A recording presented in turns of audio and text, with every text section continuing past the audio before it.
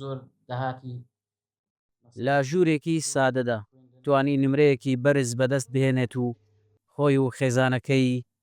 دڵخۆش بکات. چەندی دەرەجەم 96.3 بووە الحەمدولیلا بەس لەبەرەوەی عەرەبیم دەرەجەیەکی کەم بووە تەمامە ئەوی ترکەم دەبتە 97.6 زیندەزانی و کوردیم بەرزترین دەرەجە بووە الحەمدولیلا 100 لیان هینە عەرەبیشم نزمترین دەرەجە بوو 88 بوو بەس بە تەمامە تەرکیکەم چکە یعنی ئەو ساڵ دەتوانین تەرکیکەین ئینگلیزی بیرکاریم زۆر لەلا خۆش بەس برەی زیاتریان ئینگلیزی خۆشتر بوو بەتەمای بەشێکی مە بەش پزیشکی گشتی ئینشاءالله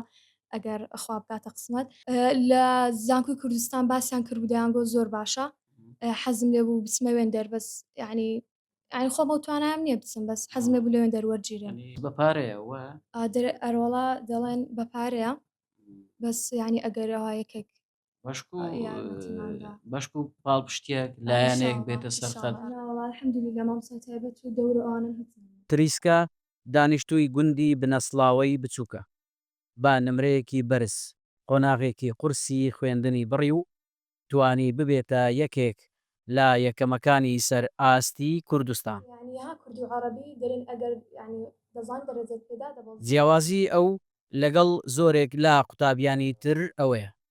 بەهۆی نەبوونی ژینگە و شوێنێکی لەبار لەلایەن دایک و باوکیەوە بیرۆکەی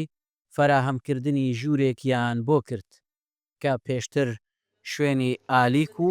بەخێوکردنی ئاژەڵ بوو. ئەرێ وەڵی جاروە بوو زۆر هیلاک دەبووین پێوەی بابی بە تایبەتی زۆر ئەوە دەبوو یعنی لە بەم مەکتەبێ و لە بۆ شتکەڕینی و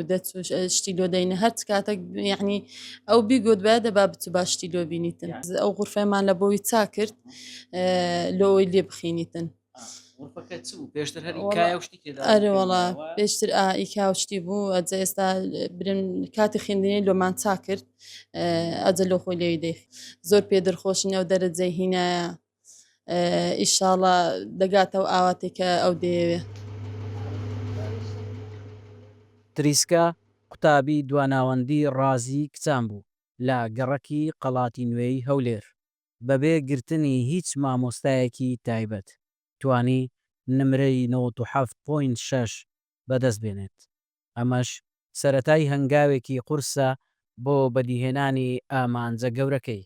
کە بریتیە لە بەشی پزیشکی و دوجار خزمەتکردن بە خانەوادەکەی و هاوڵاتیان.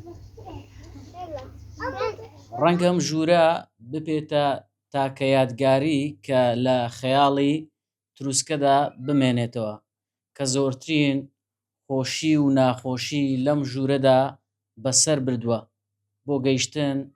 بە ئامانجە گەورەکەی. ئاراس عەزیز، ڤار میدیا، هەولێر. قسەی کۆتایی ڤار دەیکات.